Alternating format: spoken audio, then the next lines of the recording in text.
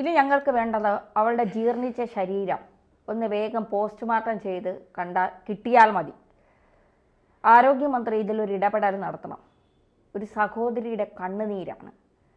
Kozhikode medical കോളേജിൽ ഒരു രോഗവുമായി എത്തിയ രജനി എന്ന് പറയുന്ന പേരാമ്പ്ര സ്വദേശിയായ യുവതിക്ക് സംഭവിച്ചത് കേരളത്തിലെ ഒരു മെഡിക്കൽ കോളേജുകളിലെ എത്തുന്ന രോഗികൾക്ക് സംഭവിക്കാതിരിക്കട്ടെ എന്ന് പറഞ്ഞാലും സംഭവിക്കും. പലതും വാർത്തകളാകുന്നില്ല എന്ന് മാത്രം. എന്താണ് രജനിക്ക് സംഭവിച്ചത്? രജനിക്ക് സംഭവിച്ചത് എന്താണ് എന്ന് പറയും മുമ്പ് കോഴിക്കോട് മെഡിക്കൽ കോളേജിൽ ഈ ചികിത്സാ പിഴവുകൾ സർവ്വസാധാരണമായിരിക്കുന്നു എന്നുള്ളതാണ്. അതിൽ വലിയ അത്ഭുതമൊന്നും നമ്മൾ അത്ഭുതപ്പെടാനുള്ള അവസ്ഥയിലേക്കൊന്നും പോവണ്ട എന്നുള്ള തരത്തിലേക്ക് കോഴിക്കോട് മെഡിക്കൽ കോളേജ് പോലത്തെ ഒരു മികച്ച മെഡിക്കൽ സംവിധാനത്തെ അവിടുത്തെ ചില ആളുകൾ മാറ്റി എന്നുള്ളത് ഏറെ ദുഃഖകരമാണ്. കാരണം ഒരു സ്ത്രീയുടെ വയറ്റിൽ പ്രസവത്തിനിടയ്ക്ക് ഈ കത്രിക വെച്ച് മറക്കുക, അതിനുശേഷം അവർ കാലങ്ങളോളം ദുരിതം അനുഭവിക്കുക, എല്ലാ ദിവസവും വയറ് പഴുത്ത് ഇൻഫെക്ഷൻ വന്ന് ആ ദുരിതവുമായി ശസ്ത്രക്രിയയും അതിൻ്റെ മുകളിൽ ശസ്ത്രക്രിയയും ചെയ്യുക, അവസാന ഘട്ടം മാത്രം കത്രിക കണ്ടെത്തുക, എന്നിട്ട് ആ കത്രിക തങ്ങളുടേതല്ലെന്ന് ഒരു ഉളുപ്പുമില്ലാതെ ന്യായം പറയുക, ആ കേസിനകത്ത് ഡോക്ടർമാരെ പ്രതി ചേർത്തിട്ടും അവർക്ക് സിമ്പിളായി ജാമ്യം കിട്ടിപ്പോകുന്ന തരത്തിൽ അവർക്കെതിരെ ഒരു നടപടിയും എടുക്കാൻ പറ്റാത്ത തരത്തിലേക്ക് കാര്യങ്ങൾ കൊണ്ടുപോവുക. ഇത്തരത്തിൽ ഇതല്ലാതെ മറ്റ് പല വിഷയങ്ങളും അവിടെ സംഭവിച്ചിട്ടുണ്ട്. ഞാൻ നേരിട്ട് പോയി റിപ്പോർട്ട് ചെയ്ത പല സംഭവങ്ങളുമുണ്ട്. ഇപ്പോൾ ഇവിടെ സംഭവിച്ചത് പേരാമ്പ്ര, എനിക്ക് തോന്നുന്നു കൂത്താളി സ്വദേശിയായിട്ടുള്ള ഒരു യുവതിക്ക് അതിഭയങ്കരമായിട്ടുള്ള വേദന അനുഭവപ്പെടുകയാണ്. വേദനയും കാലുകളിൽ ഇക്കിളിയും മരവിപ്പും ഒക്കെ അനുഭവപ്പെട്ടു എന്നാണ്. അതെ, ഗിലൻ ബാരി സിൻഡ്രോം. അപ്പം ഈ കാലുകളിൽ വലിയ ബുദ്ധിമുട്ട് അനുഭവപ്പെട്ടു. കാലുകളിൽ ബുദ്ധിമുട്ട് അനുഭവപ്പെട്ടപ്പോൾ ഇവർ പെട്ടെന്ന് ഡോക്ടറെ കാണിക്കുന്നു. പെട്ടെന്ന് ഇത് ഒരു ഗുരുതരമായ എന്തോ അവസ്ഥയാണെന്ന് മനസ്സിലാക്കിക്കൊണ്ട് അത് കോഴിക്കോട് മെഡിക്കൽ കോളേജിലേക്ക് അവരെ റെഫർ ചെയ്യുന്നു. കോഴിക്കോട് മെഡിക്കൽ കോളേജിലെ കാഷ്വാലിറ്റിയിൽ പ്രവേശിപ്പിച്ച അവരെ അവിടുത്തെ കാഷ്വാലിറ്റി ഡോക്ടർമാർ പരിശോധിക്കുന്നു. അങ്ങനെ പരിശോധിച്ച് എക്സ്റേയും മറ്റ് കാര്യങ്ങളും ഒക്കെ നോക്കുമ്പോൾ ഇവർക്ക് യാതൊരു പ്രശ്നവും കാണുന്നില്ല. എല്ലിന് പ്രശ്നമില്ല, മറ്റു കാര്യങ്ങൾക്ക് പ്രശ്നമില്ല. അത്തരത്തിൽ ഒരു പ്രശ്നവും കാണാത്ത തരത്തിൽ ഇവരോട് മരുന്ന് കൊടുത്തുകൊണ്ട് 2 ആഴ്ച കഴിഞ്ഞിട്ട് നിങ്ങൾ ന്യൂറോയെ കാണിച്ച് വരാൻ വേണ്ടി പറയുന്നു. വീട്ടിൽ പോയവർക്ക് ക്ഷീണവും പ്രശ്നങ്ങളും ഒക്കെ കൂടുതലായി ഇവർ വല്ലാത്ത ബുദ്ധിമുട്ടിലേക്ക് വരുന്നു. വീണ്ടും ഇവരെ കാഷ്വാലിറ്റിയിലേക്ക് കൊണ്ടുപോകുന്നു. കാഷ്വാലിറ്റിയിലേക്ക് കൊണ്ടുപോയ ശേഷം അവിടെ നിന്ന് എല്ലാ പരിശോധനകളും നടത്തിയ ശേഷം അവർ പറയുകയാണ് ഇവർക്ക് യാതൊരു പ്രശ്നവുമില്ല, ഇവർക്ക് ഞങ്ങൾക്ക് പ്രശ്നമില്ലാതെ ഞങ്ങൾക്ക് ഇവിടെ നിൽപ്പിക്കാൻ കഴിയില്ല, അതുകൊണ്ട് നിങ്ങൾക്ക് വീട്ടിലേക്ക് പോകാം. ഇവർക്ക് എന്തോ ഒരു തരത്തിലുള്ള മാനസിക പ്രശ്നങ്ങളാണ്.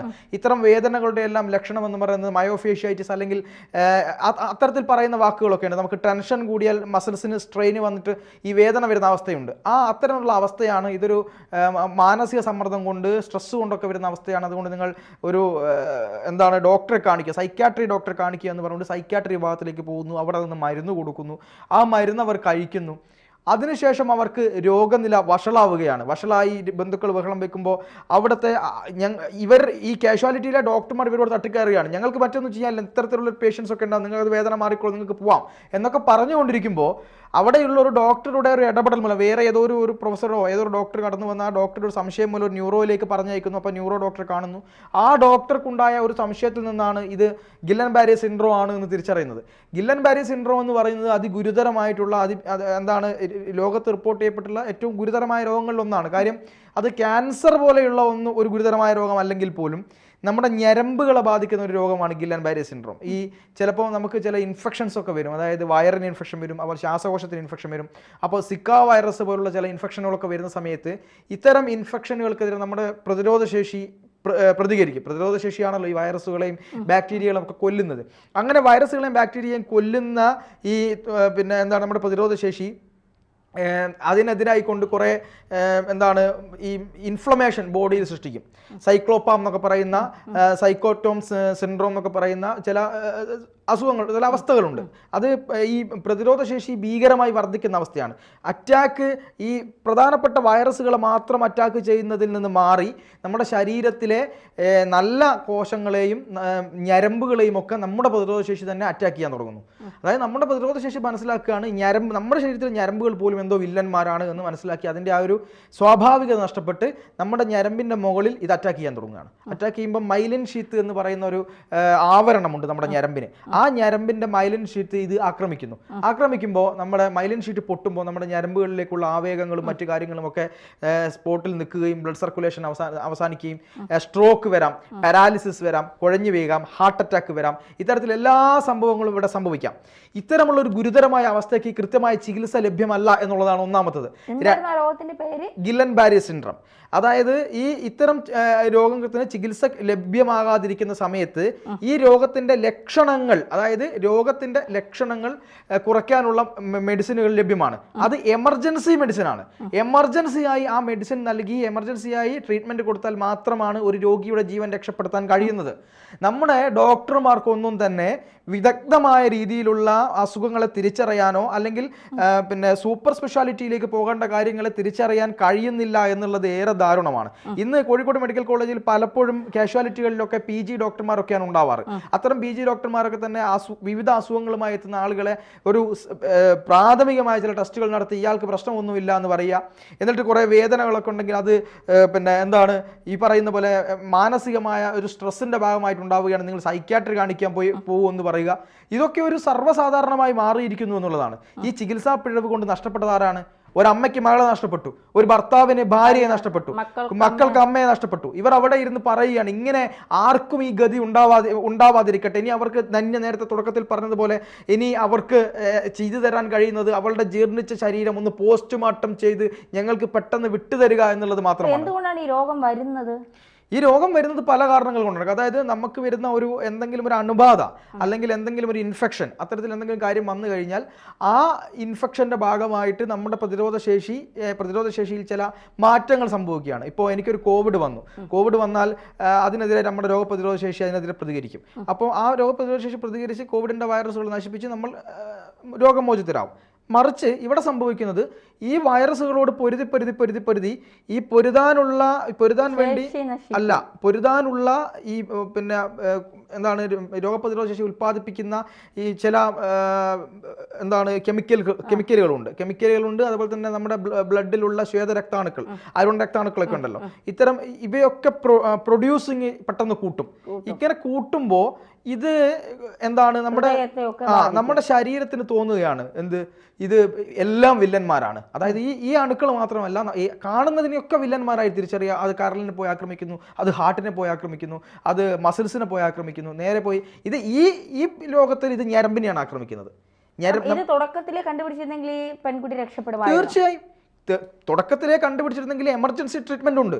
എമർജൻസി ട്രീറ്റ്മെന്റ് എന്ന് പറയുന്നത് ഈ രോഗം പൂർണ്ണമായി മാറാനുള്ള ട്രീറ്റ്മെന്റ് അല്ല, ഇതിനെ കുറയ്ക്കാനുള്ള ട്രീറ്റ്മെന്റ്. അതായത് ഇതിന്റെ ലക്ഷണങ്ങൾ കുറച്ച് പതുക്കെ ഭക്ഷണങ്ങളും മരുന്നിന്റെ സപ്പോർട്ടും എക്സസൈസും കൊണ്ടൊക്കെ മാറ്റിയെടുക്കാവുന്ന ഒരു അസുഖമാണ്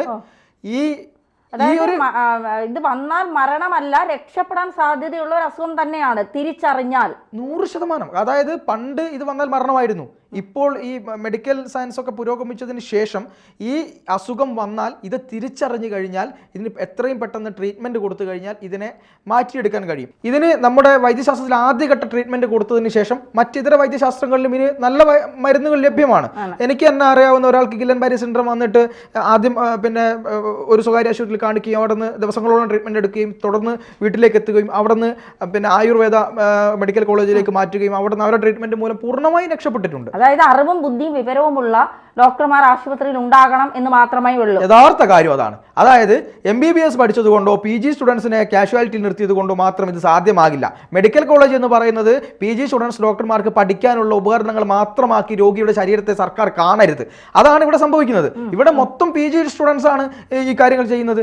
ഒരു യഥാർത്ഥ ഡോക്ടർ എത്രമാത്രം ഡോക്ടർമാർ അവിടെ ഉണ്ടാകും എന്നുള്ളതാണ്. MBBS പഠിച്ച ഒരു ഡോക്ടർക്ക് എത്രത്തോളം ജ്ഞാനം ഉണ്ടാകും എന്നുള്ളത് നമ്മൾക്കറിയാവുന്നതാണ്. അത് കഴിഞ്ഞ് PG ഡോക്ടർമാരും കൂടെ വരുമ്പോൾ അവർക്കും ഈ പറയുന്നത് പോലെ MBBS ഏതിലൊക്കെയാണ് അവർ PG എടുക്കുന്നതെന്ന് നമുക്കറിയില്ല. അല്ല, ഭാരത പ്രൈവറ്റ് ഹോസ്പിറ്റലിലും ഇത്തരം പ്രശ്നങ്ങളുണ്ട്. എനിക്കൊരിക്കൽ പാനിക് അറ്റാക്ക് വന്ന് ഞാൻ തിരുവനന്തപുരത്ത് ഒരു ഹോസ്പിറ്റലിന്റെ പേര് പറയുന്നില്ല, തിരുവനന്തപുരത്ത് ഒരു ഹോസ്പിറ്റലിൽ പോയപ്പോൾ അവിടുത്തെ ഏറ്റവും മികച്ച കാർഡിയോളജിസ്റ്റിനെ കാണാൻ പറഞ്ഞു. ഞാൻ അദ്ദേഹത്തെ പോയി കണ്ടു. അപ്പോൾ എനിക്ക് പാനിക് അറ്റാക്ക് വരുന്നത് എന്തുകൊണ്ടാണെന്ന് അറിയാമല്ലോ. അപ്പോൾ എനിക്ക് ശ്വാസപരമായ കുറച്ച് ബുദ്ധിമുട്ടുകളൊക്കെ വന്നു. ആ സമയത്ത് പിന്നെ ബ്രീത്തിങ് പ്രശ്നങ്ങളൊക്കെ വന്നപ്പോൾ ഞാൻ ഈ ഡോക്ടറെ പോയി കണ്ടു. ഡോക്ടറെ പോയി കണ്ടിട്ട് ഡോക്ടർ എന്നോട് പറഞ്ഞു, നമുക്ക് TMT ഒന്ന് എടുത്ത് നോക്കാം, ഹാർട്ടിൻ്റെ മൊത്തവും ഒന്ന് പരിശോധിക്കാം. ശരി ആയിക്കോട്ടെ എന്ന് പറഞ്ഞു. അങ്ങനെ എല്ലാമൊക്കെ പരിശോധിച്ച് TMT എടുത്തപ്പോൾ അതിലൊരു വേരിയേഷൻ കണ്ടു. അപ്പോൾ എന്നോട് പറഞ്ഞു ഭയങ്കര സംഭവമൊന്നുമല്ല, ഒരു ചെറിയ വേരിയേഷനാണ്, പക്ഷേ പിന്നീട് അത് ഹാർട്ടിനെ ബാധിക്കാനുള്ള ചാൻസ് കൂടുതലാണ്, നമുക്ക് മരുന്ന് സ്റ്റാർട്ട് ചെയ്യാമെന്ന് പറഞ്ഞു. ശരി, ഞാൻ അപ്പോൾ ഡോക്ടറല്ലേ പറയുന്നത്, അത് ആ ഹോസ്പിറ്റലിലെ ഏറ്റവും മുതിർന്ന കാർഡിയോളജിസ്റ്റാണ്. ഞാൻ ഓക്കെ മരുന്ന് സ്റ്റാർട്ട് ചെയ്യാമെന്ന് പറഞ്ഞു. അങ്ങനെ മരുന്ന് സ്റ്റാർട്ട് ചെയ്തു. 1.5 വർഷത്തോളം ഞാൻ ആ മരുന്ന് കഴിച്ചു. കഴിച്ചു കഴിഞ്ഞപ്പോൾ വീട്ടിലും ഭയമായി. കാരണം ഹാർട്ടിനൊക്കെ പ്രശ്നം, എനിക്കാണെങ്കിൽ പെട്ടെന്ന് ടെൻഷനും ദേഷ്യവും ഒക്കെ വരുന്ന ഒരാളാണ് ഞാൻ. അപ്പോൾ അങ്ങനെ എന്തെങ്കിലും വന്ന് ഇനി എന്തെങ്കിലും പ്രശ്നങ്ങൾ ഉണ്ടാകുമെന്നൊക്കെ ഉള്ളൊരു ഭയം വീട്ടിലെല്ലാവർക്കും വന്നു. അപ്പോൾ പിന്നെ എന്നാലും ഗുളിക മുടങ്ങിയില്ല. എന്നും ഞാൻ ദൂര സ്ഥലത്ത് ജോലി ആയതുകൊണ്ട് എന്നും വീട്ടിൽ നിന്ന് വിളിക്കുമ്പം അമ്മ ചോദിക്കും, നീ മെഡിസിൻ കഴിച്ചോ, അത് മുടക്കരുത്, നീ എന്ത് വന്നാലും അത് മുടക്കരുത് എന്നൊക്കെ പറഞ്ഞു. ഒരു ദിവസം ഫുഡ് കഴിച്ചുകൊണ്ടിരിക്കുന്നതിൻ്റെ ഇടയ്ക്ക് എനിക്ക് പെട്ടെന്ന് ഹാർട്ട് ബീറ്റ്സ് കൂടി. അപ്പോൾ ഞാൻ പെട്ടെന്ന് വേർക്കാൻ തുടങ്ങി. എനിക്ക് പെട്ടെന്ന് വല്ലാത്തൊരവസ്ഥ, എനിക്ക് ഫുഡ് കഴിക്കാൻ പറ്റുന്നില്ല, ശ്വാസം നിൽക്കുന്നത് പോലൊരു അവസ്ഥയൊക്കെ വന്നു. എൻ്റെ ബ്രദർ എൻ്റെ കൂടെ ഉണ്ട്. അപ്പം ബ്രദറിനാണെങ്കിൽ ഞാനെന്ന് പറഞ്ഞാൽ ജീവനാണ് അവന്. അപ്പോൾ ബ്രദർ എന്നോട് പറഞ്ഞു, നമുക്ക് പെട്ടെന്ന് ഹോസ്പിറ്റലിൽ പോവാം, കാരണം വേർപ്പും. ഞാൻ വിചാരിച്ചു ഞാൻ മരിച്ചു എന്ന് തന്നെ ഞാൻ വിചാരിച്ചു. പോയ ഹോസ്പിറ്റൽ ആസ്റ്റർ മെഡിസിറ്റി, റിനേ മെഡിസിറ്റിയിലാണ് എന്നെ കൊണ്ടുപോയത്. അവിടെ വിവേക് എന്ന് പറയുന്നൊരു ഡോക്ടറാണെന്നാണ് എൻ്റെ ഓർമ്മ. ഡോക്ടറോട് ഞാൻ ചെന്നപ്പോൾ ഡോക്ടർ എന്നോട് ആദ്യം പറഞ്ഞു ഒന്ന് കൂളാവൂ. ഡോക്ടർ എന്നോട് കാര്യങ്ങളൊക്കെ ചോദിച്ചപ്പോൾ ഞാനങ്ങ് കൂളായി. പെട്ടെന്ന് തന്നെ എൻ്റെ ആ മൈൻഡൊക്കെ മാറി ഞാനൊന്ന് കൂളായി. അപ്പോൾ ഡോക്ടർ എന്നോട് പറഞ്ഞു, പിന്നെ നമുക്കൊരു കാര്യം ചെയ്യാം, എന്തായാലും വന്നതല്ലേ, പ്രൈവറ്റ് ഹോസ്പിറ്റലിൽ വന്നതുകൊണ്ട് ഇത്രയും പരിശോധനകൾ നടത്തുന്നു എന്നൊന്നും വിചാരിക്കേണ്ട, നമുക്കൊരു പരിശോധന. അപ്പം ഞാൻ ഈ ഹാർട്ടിൻ്റെ ഗുളിക കഴിക്കുന്ന കാര്യമൊക്കെ പറഞ്ഞു, നമുക്കൊരു പരിശോധന നടത്താം, ആ TMDയിലെ വേരിയേഷൻ വല്ലത് മാറിയോ എന്നൊക്കെയുള്ളത് നമുക്ക്. അപ്പം തന്നെ ഞാൻ നാട്ടിൽ നിന്ന് വാട്സപ്പ് വഴി എൻ്റെ പരിശോധനാ ലിസ്റ്റുകളെല്ലാം ഡോക്ടർക്ക് കാണിച്ചു കൊടുത്തു. അപ്പോൾ ഡോക്ടറെല്ലാം നോക്കിയിട്ട് പറഞ്ഞു നമുക്ക് ഒരു എക്കോയോ ഒക്കെ എടുത്ത് നമുക്കൊരു TMD ഒക്കെ ഒന്ന് എടുക്കാമെന്ന്. TMD എടുത്തപ്പോൾ എനിക്കൊരു പ്രശ്നവുമില്ല എൻ്റെ റിസൾട്ട് വന്നപ്പോൾ. അപ്പോൾ ഡോക്ടർ എന്നോട് ചോദിച്ചതാണ്, ഈ 1.5 വർഷം നിങ്ങളുടെ ശരീരത്തിന് ആവശ്യമില്ലാത്ത, അതും ഒരു ഗുളികയ്ക്ക് എനിക്ക് തോന്നുന്നു 42 രൂപയോ 48 രൂപയാണ് ഹാർട്ടിൻ്റെ ഒരു ഗുളികയ്ക്ക്. ആവശ്യമില്ലാത്ത ഗുളികയാണ് നിങ്ങൾ ഈ 1.5 വർഷം കഴിച്ചുകൊണ്ടിരുന്നത്. ഒന്ന് ആലോചിച്ച് നോക്കണം, എൻ്റെ ശരീരത്തിന് എന്തുമാത്രം കേടുപാടുകളായിരിക്കും ആ ഗുളിക ഉണ്ടാക്കിയത് എന്നുള്ളതാണ്. അപ്പോൾ ഞാൻ ഡോക്ടറോട് പറഞ്ഞു, ഡോക്ടർ നമുക്കറിയില്ലല്ലോ, ഇത് നമ്മൾ MBBS പഠിച്ചവരല്ലല്ലോ. ആശുപത്രി പോകുമ്പോൾ ഡോക്ടർ പറയുന്നു നിങ്ങൾക്ക് ഈ അസുഖമാണ്, നിങ്ങൾ കഴിക്കാൻ. എനിക്ക് പറ്റിയൊരു അബദ്ധം, ഞാൻ ബെറ്റർ ഒരു ഓപ്ഷൻ കൂടി തേടിയില്ല എന്നുള്ളതാണ്. രണ്ടാമതൊരു ഓപ്ഷൻ തേടിയില്ല എന്നുള്ളത്. അപ്പോൾ ഡോക്ടർ എന്നോട് പറഞ്ഞു, നിങ്ങൾക്ക് ഹാർട്ട് ബീറ്റ്സ് കൂടുന്നത് നിങ്ങൾക്ക് ഓവർ ടെൻഷൻ്റെ പ്രശ്നമാണ്, അത് നിങ്ങളുടെ രോഗമാണ്. ഓവർ ടെൻഷൻ നിങ്ങളുടെ ഒരു രോഗമാണ്. ആ രോഗം വരുമ്പോൾ നിങ്ങൾക്ക് ഹാർട്ട് ബീറ്റ്സ് കൂടും, പാനിക് അറ്റാക്ക് വരും. എനിക്ക് 2 തവണ പാനിക് അറ്റാക്ക് വന്ന ഒരാളാണ് ഞാൻ. നിങ്ങൾ ആ മെഡിസിൻ ഒരു മാസത്തേക്ക് ഞാൻ ഹാർട്ട് ബീറ്റ്സിൻ്റെ വേഗം കുറയ്ക്കാനുള്ള മെഡിസിൻ തരാം. അത് കഴിയുമ്പോൾ നിങ്ങളിത് നിർത്തുക. പിന്നീട് ഞാൻ അറിയാതെ നിങ്ങളിത് വാങ്ങി കഴിക്കരുത്, നിർബന്ധം. കാരണം എൻ്റെ ഒരു ക്യാരക്ടറൊക്കെ മനസ്സിലാക്കിയപ്പോൾ പുള്ളിക്ക് തോന്നി വീണ്ടും ഞാനിത് വാങ്ങാനുള്ള സാധ്യതയുണ്ട്. അത് കഴിക്കുക, എന്നിട്ട് അത് സ്റ്റോപ്പ് ചെയ്യുക. എന്നിട്ട് എനിക്ക് പറയുമ്പോൾ ഒരു വല്ലാത്തൊരു, നിങ്ങൾക്കൊരു രോഗവുമില്ലാതെ അത് നിങ്ങൾ തിരിച്ചറിയുക. അതാണ് നിങ്ങളുടെ രോഗത്തിന് ഏറ്റവും വലിയ മരുന്ന് എന്ന് പറയുന്നത്. കഴിഞ്ഞു പോയി, ദൈവത്തിൻ്റെ ഭാഗ്യം കൊണ്ടൊന്നും എനിക്കറിയില്ല. പിന്നീട് എനിക്ക് അത്തരം സാധ്യതകൾ വന്നിട്ടില്ല. പക്ഷേ ഈ ഒരു 6 മാസത്തിനിടയ്ക്ക് വീണ്ടും എനിക്കൊരു പാനിക് അറ്റാക്ക് വന്നു. എന്തുകൊണ്ടാണ് പിന്നെയും ഇത് വരുന്നതെന്ന് ചോദിച്ചാലും എനിക്കറിയില്ല. ഡോക്ടർമാരുടെ അടുത്ത് പോകുമ്പോൾ അവർ കുറച്ച് മെഡിസിൻ തരും, ഞാനത് കഴിക്കും. കുറച്ച് ദിവസം എൻ്റെ മൈൻഡ് ശരിയാവും. വീണ്ടും എൻ്റെ മൈൻഡ് എന്നെ തന്നെ തകർക്കുന്ന തരത്തിലേക്ക്. ഇപ്പോൾ കേൾക്കുന്നവർ പറയും എനിക്ക് ഭ്രാന്താണ്, എൻ്റെ പേരാണ് ഭ്രാന്ത് എന്നൊക്കെ പറയും. എനിക്കറിയില്ല അതെന്ത് അവസ്ഥയാണെന്ന്.